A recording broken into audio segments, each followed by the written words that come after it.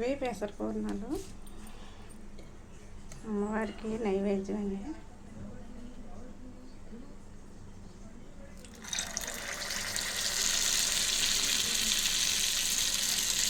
ఇది పెసరపప్పు నానబెట్టి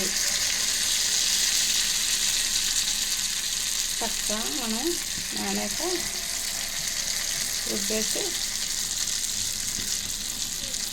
ఆవిరి పెట్టేసుకోవాలి. పెసరపప్పు ముందు నానబెట్టుకొని మనం నానాక ఒక అరగంట నానాక మిక్సీ పెట్టేసి చక్కగా ఇడ్లీ దాంట్లోని మనం ఆవిరి పెట్టేసుకొని అవి తీసేసి చిదిపేసి చిన్న కొబ్బరి తురుము వేసి పొడి పంచదార వేసినా పర్లేదు, పాకం పట్టి వేసినా పర్వాలేదు, వేసేసి పిసికేసి కొంచెం యాలక్కాయ పొడి వేసేసి మనం పూర్ణాలు చేసేసుకొని మనం ఈ టోప్కి వచ్చి గ్లాసు పప్పుకి గ్లాసు బియ్యం వేసుకొని మనం పూర్ణం పిండి చేసుకోవాలి. తోపు చేసుకున్న తర్వాత దాంట్లో కొంచెం పంచదార వేసేసి మనం వేసేయాలి. పూర్ణం కొంచెం ఉప్పు కూడా వేసుకొని పూర్ణంలో అందులో ఉండలు చేస్తాం కదా, ఉండలు వేసి మనం ఇట్లాగే వేసేసుకోవడమే. ఇట్లాగే వేసుకున్న తర్వాత అమ్మవారికి